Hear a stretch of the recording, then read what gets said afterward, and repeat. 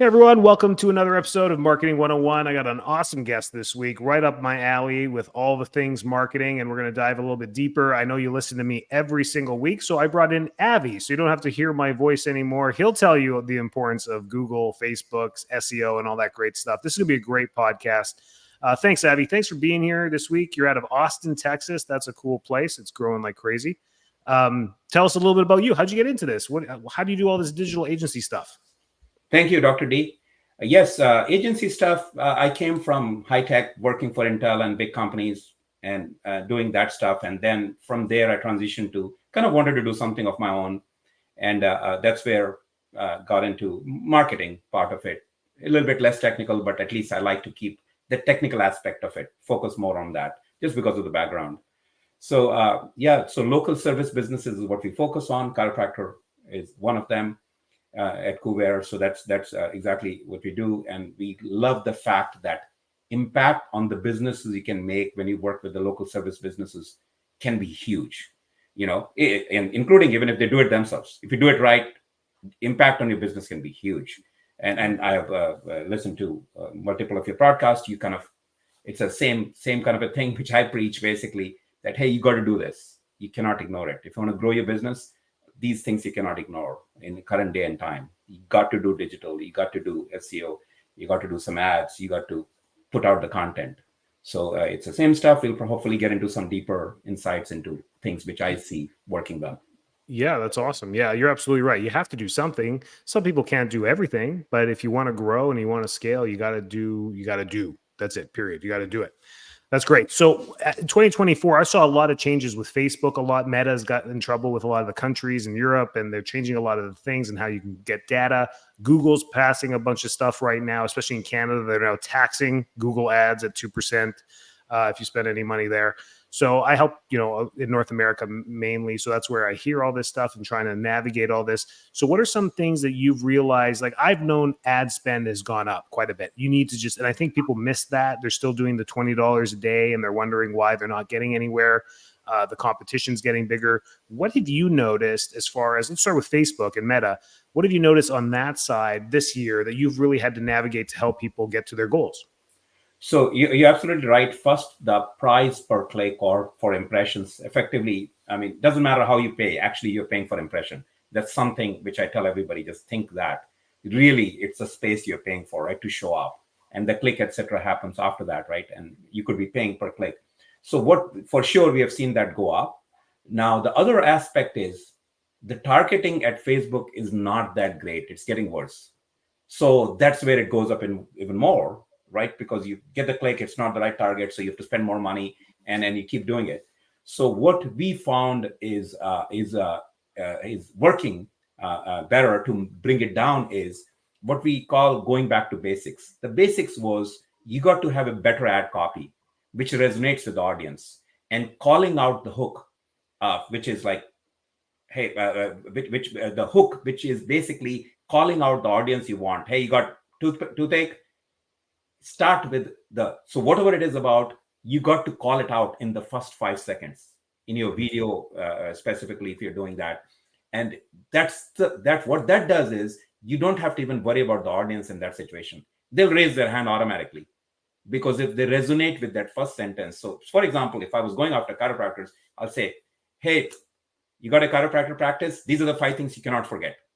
If you say that, a chiropractor is the only one who's going to follow that ad. So this just the basic, going back to the basic, and even if you don't do the audience very well, this works. So what that does is it kind of, your ad copy basically brings the people, better people in that way. So that has become more important. So the reason I say going back to basics, the original advertising is all about copy, right? And it had with these new targeting, and they could really hyper target, they could do all this, which Facebook was saying and they could do, and Google was trying to do. We got us a little lazy. And we just said, take any copy, put the right targeting, they'll get it. So that has changed. So that's one way we are able to counter. And eventually, even the cost of click has gone up, but you can lower your cost for acquisition, CPA, because you're getting the right people. So your conversion rate goes up in the other end if you're getting the right people in. So that's what I would recommend, to kind of look at your copy carefully. And especially the other part, which is very easy to forget when you're doing a copy, is you're the expert. So using terminologies or technical terms which you know very well in the copy is not a great idea, because most people don't know those. So think about it. If it was, 8-year-old trying to figure it out, will they understand what you're talking about? So again, going and simplifying the copy and not making it very technical, or say, example, in chiropractor, there might be terms, medical terms you are throwing out at them. You don't start with that. You can explain the term and then say, this is what it is called. But people will get lost, right? And especially in ad, you have only so much time in the video. So you got to really, really focus on simple terms and reach out. So that's what is on the Facebook side. The related thing is, this is what I like to say is, in Google Ads, it's for urgency. So if you're doing both, the urgency people will come through Google Ads. But the ones who kind of, they have this lingering pain in case of chiropractor, it's not that urgent. They'll come through Facebook, right? So that's where you got to think in those terms. The urgency ones Facebook is not the best place, because you're competing with, they didn't come there searching for you, right? Yeah, I teach chiropractors. I'm like, Facebook is your life insurance and Google is your auto insurance. When you get in a car accident, you go to Google immediately because you need it now. Mm-hmm. And life insurance, you just never do it. But if you keep putting it on Facebook, eventually they're like, I do have back pain. I'm going to click this ad. Absolutely. That's how those two work, because Facebook is in people's faces every day. So they're scrolling through thousands of things. Google is a search engine. You go there to search exactly what's in your brain to what you want answers to. So if you got pain, you're going to search pain. And then the science behind Google, now maybe you and I can get into SEO and keywords, but now really knowing your audience and what they're really searching, and your competitors, and really knowing what they're searching for and what the keywords are there. So that's the next step there. So yeah, let's shift over to Google. What have you noticed this year with Google? So in Google case, of course, the prices have been going up for sure on the Google side also. So one specific technique, and this is getting a little technical, it's not that hard, but I recommend, even if you're doing on your own, basically Ngram analysis. It's a techie thing. You got to do it. Basically, the concept is, if you're running with keywords, people type something, that's the search term. And everybody knows if the search term is right, not right, to negate it. I think everybody gets that. But the part you don't get is that there might be a subset of your search term which never works on any phrase. And that's what is Ngram. Ngram analysis is a way of doing it. Ngram analysis is a way where you basically are not looking for the phrase. You're looking for just the one word. When used, never converts. You get the clicks, but never converts. It's kind of way I'm simplifying it. Look it up. It's a little bit more detailed subject. But the idea is that if you have a search term which has 3, 4, 5 terms, those are the 2 grams, 3 grams, Ngrams, the one single word which is never converting, you got to do that as analysis, and it's not intuitive. It's not at all intuitive. For example, I'll go into completely different areas, like companies, like plumbing companies. Companies, the word plumbing company never converts. Okay, so if it's because usually that's somebody looking for a job or something, and then I'm talking about data over the last 3 years. Right. So actually, somebody searching for a plumber does not type company, at least in US. Right. So make sure to not use the word company. Correct. And you might think intuitively it seems like great, right? Because it makes sense. Oh, they must be searching for a plumbing company. But when you start searching through the Ngram analysis, you find that doesn't matter what company gets added with. You get the click, it doesn't convert because these are job seekers or somebody researching or something. So that is something which I would say it has become important because it's become expensive. It's important to get those negatives in there, right? And the other one is, other part, which is, I went through your blogs and you talked about branding. And so this is counter to what you were talking about. And I want to get this across to people, that the concept is basically, hey, your brand is already ranking. Why should you bid on your name? Right? Now, bidding on your name by itself, not necessarily needed, because if you'll rank number 1 or 2 on your name, right? Especially like your name, for example, right? It'll be easy, right? But now, what if somebody says back pain chiropractor? Right. And with the name, with the brand name, your brand name. Now, because you are bidding on back pain, you'll pay very high price for this. But if you have a keyword or key phrase which says back pain chiropractor XYZ with your brand name attached to it, the cost of that click is much lower. So basically, the high value keywords, when attached with your brand name, you should bid for them, because you Really? are basically reducing the cost of that back pain. Otherwise, you'll be competing with everybody with back pain. Now, with your name attached, you brought the price down. So should my name be a keyword or a Yes. negative keyword? A keyword. In this case, it should be your name combined with the high value keyword. Okay. Should be Chiropractor always name. something you should bid on. So Got it. that drops the price of the high value keyword for you, because somebody's searching for you, great, but they were also searching for back pain. And even though they knew you, but you will end up paying very heavily for that, because the back pain is expensive. But your name attached to back pain is not expensive, because it's only When you. I show up on the organic search very high, if they put in chiropractor Enrico Dolcecore. Yes, you will show up. But the point I'm talking about is you will also show up because of the back pain otherwise. So you will end up paying higher. Oh, you'll end up This is- paying. You'll end up paying. Got it. Yeah, So you might as well you'll use the show up, but the keyword. fact is that you are basically, because the back pain was there, you'll show up because of that, because you're bidding on back pain. You want to bid on that, right? And now you end up, that's a very expensive click at that point. Okay. Right. People were So that's thinking something- maybe I should just negate my name as a negative keyword so that I never have to pay for an ad. But that's you're right. saying it's so cheap, you might as well, because it's a low cost per click. Correct. With your name attached with a high value keyword is a good idea to bid. Great. Right? It's the insurance to reduce your cost for that click, right? So that's something which I wanted to point out, because I was going through your blogs. Rest, you're right that you don't have to, if it is your name itself, if you're ranking fine, you don't need to, right? But with the keywords, you got to. That's the one way to protect it, right? So that's a few things on the Google side which you could be doing. So Facebook and Google, I always say, hey, if you're going to be spending on ads, you got to combine both, right? And I like, really, I've not heard of that auto insurance and life insurance thing. I'll use it. It's a good way to describe it, that you kind of need both and balance them, right? Right. And Need both. It's just the auto insurance is something, people get it. They're like, yeah, when I need it, I need it. I always have to have it. Life insurance, you don't have it, there's no penalty for that. Yeah. Right. But it's good to have. No, I like that. That's great. So that's great. So that's Google. That's that. I mean, I think TikTok really taught a lot about video and the importance of video. And because of TikTok, video is king. And I think that's why YouTube is now number 2 on the most watched content list.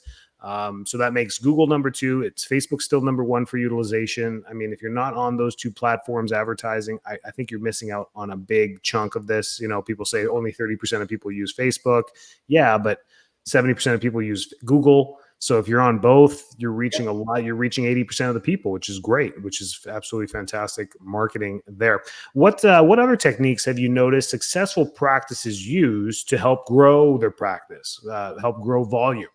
Yeah. So let's get, because you mentioned video. So I want to get a little bit, video can be used very successfully, especially in a chiropractic world. Why?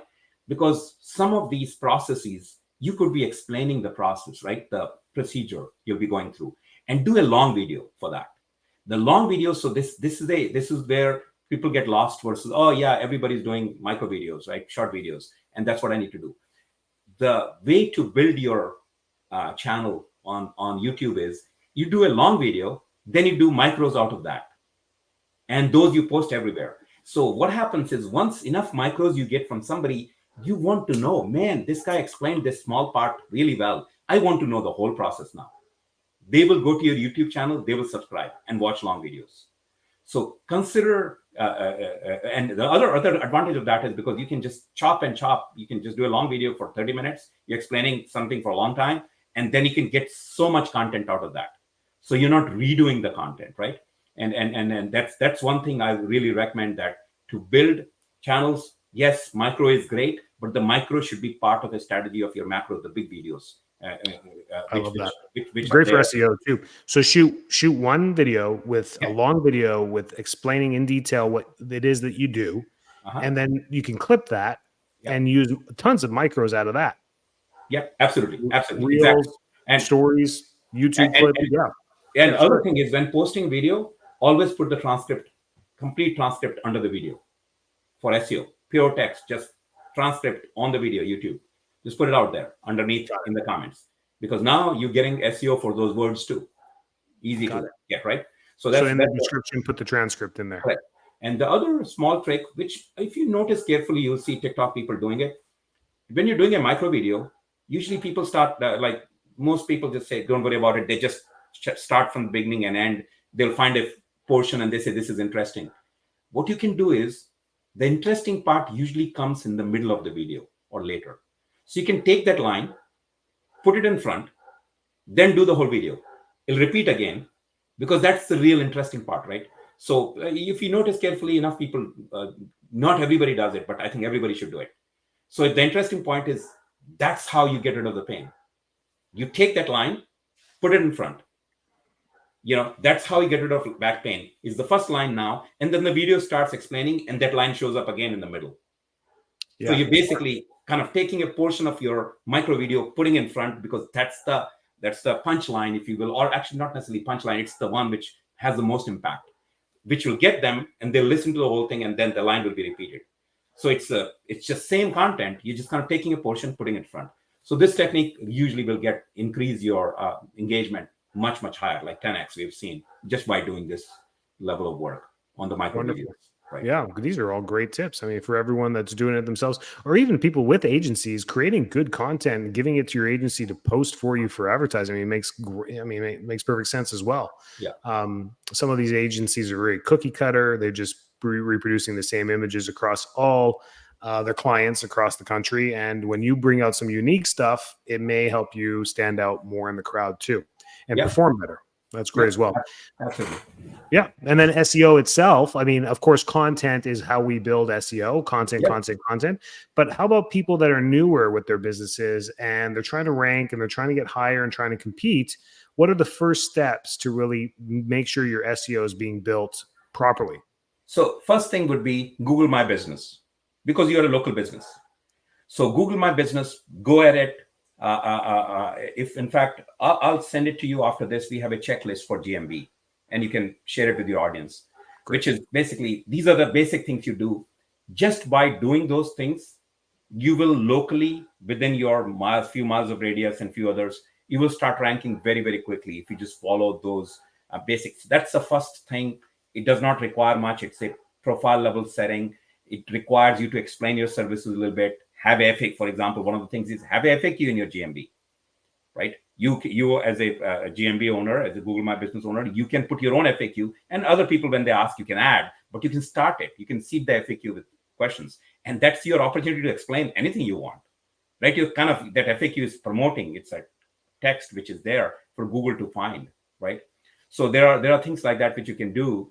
So that's the first very basic thing to do. Of course, you need a website and all. I think everybody knows that. So that's kind of given, right? You will have you will need a presence because that's how they validate. Doesn't matter what social media they find you. They're going to go and check, are you legit?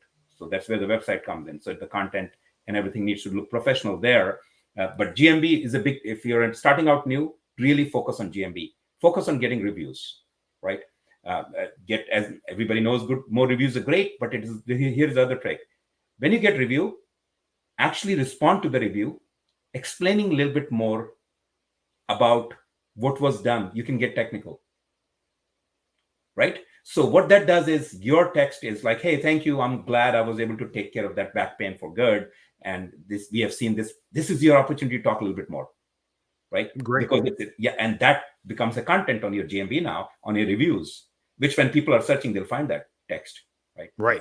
So this is the other way to create SEO on the reviews. Instead of just saying, thank you, you're a great customer, that's fine. But you could actually add more context to what. Yeah, I love doing that on my ads. Like somebody will respond and you just tell a little snippet about their story without, HIPAA violation, nothing about the commission. It was so great seeing you come in, finding us on our website and booking an appointment online. We got you in so quick and got you the results. I'm so happy for you. Looking forward to see you in the future. And then people are like, wow, I could book online. I could get in the same day. I mean, those are little things you could say and on the response. And those are great too, because those are keywords. Same day chiropractor, walk-in chiropractor. These are all things that work in your favor. Great tip. Yeah. So so if you're starting out, these are kind of free, right? In the sense, GMB exists, respond to review, you get going. Your blog will take a little longer. Other thing is that the blog writing part, there is this confusion about in people's mind that AI or not AI. So this is use AI to get you going then use your own words. Get the AI to do the structure for you, right? What all you want to cover, and then use your own use your own words. That way, content will be original. It will look like it's yours and everything. But the AI will give you a lot of ideas which you might have missed, right? I love it. AI is not perfect. The two things that have grown on me personally, owning my business, running it, and doing marketing as well, is blogs. I am now a big fan of AI for blogs because I can go back and mildly edit. It saves me so much time, and it's well put. You can put in the prompt right at a 5th grade or 7th grade level. A reading level, and it makes it very simple to read, which is great. And ad copy, I love it. It's doing so. It writes better ad copy than I can, and then all I have to do is just go and make a couple changes to the address or a couple things, and I've got beautiful ad copy as well too. So those are the two things I'm growing. And I used to hate AI. I was so mad last year that AI was taking over. I'm like, this is ridiculous. But once you embrace it, it does save you some time, and if it's used for good, it's fantastic. Yeah, absolutely. Anything else that you recommend AI for? Ideation is absolutely great. Correcting. Another one is you could write something and ask AI to improve it. True. So it does such a great job. In fact, we have always, Grammarly is like a kind of semi AI. Now it's leveraging we have used Grammarly forever, but now it has gone to the level just using something like Grammarly. It just takes the paragraph and changes it, say shorten it. And it does such an amazing job. And you kind of look at the writing and say, man, this is so much better than what I wrote, right? On the email or anything. So just use that for kind of making it more, more succinct. Or if you want to expand it, it does that too. Like you can take it and say, just make it longer. So for sure, ideation, and as you said, get the thing and then you go and edit it. Now, one thing I would say is that when picking the topics, try to pick topics. One easy trick, which has always worked for even from early days of SEO to now for blogging, is pick topics which people were asking you. If your patients ask you some questions, that's a perfect topic for a blog. Because if one person is asking, there are hundreds who are curious about that, right? So that trick has worked really well for us because anything which, as a marketing agency, people ask us, we just write a blog, and that really, really goes back up. And the other one which we have used is comparison, which might apply in chiropractic, but it is if there are people considering 2-3 things, you just go and research it for yourself and just write about it. There are 3 techniques. You research and write in your own terms. That always works really, really well, right? And one kind of a blog which we have used very, very successfully to rank within few weeks to very high. The phrase we use is that everything you wanted to know about, blank, blank, blank, and we're afraid to ask. And that this one, usually we make it 4,000 words long blog, and it covers every related things to that. Nice. And if you do that, you become an authority blog very, very quickly because you're really, really covering things in very deep at that point. Right. Well, that's great tips. Fantastic tips. Great. So as you can see, Kumar knows what he's doing, or Avi knows what he's doing at Kuware.com. And this is your email. They can email you, ask you any questions. Yep. Perfect. Absolutely. I mean, you got me at The Digital Coach. You got Avi at Kuware. If you have any more deeper questions, we love what we do. It's great. Reach out to him. He's got some insights on there. If you need help, I mean, there you go. There's an agency that knows what they're talking about. Anything else, any other things, and you're going to send us a checklist. So make sure you download that checklist, get that. Make sure, even if you've been in practice for a while, go through the checklist, make sure you got that all done, because you might be missing one simple beginner pillar that could be holding you back a little bit with your SEO. So make sure you get those. Thanks for sharing that. Yeah, absolutely. So that was great. Yeah. Thanks for anything else you want to leave the team with? No, I think we covered quite because we talked general. So I was hoping I got across few detailed tips, right? And that was the idea, and hopefully that'll make a difference. Of course, market your business like the business management guru Drucker says that this is something which I tell everybody. You're a business coach. That business has just 2 parts: marketing and innovation. The service you do, how you do, and the rest is marketing. So it doesn't matter how good a thing, innovation and everything, if you ignore the marketing part, your business doesn't do very well. So you got to consider those 2 together, right? Correct. Yeah. No. Absolutely. That's great. Great tips. Thanks for being on the show. Really appreciate your time and being here. Thank you. Yeah. See you next time.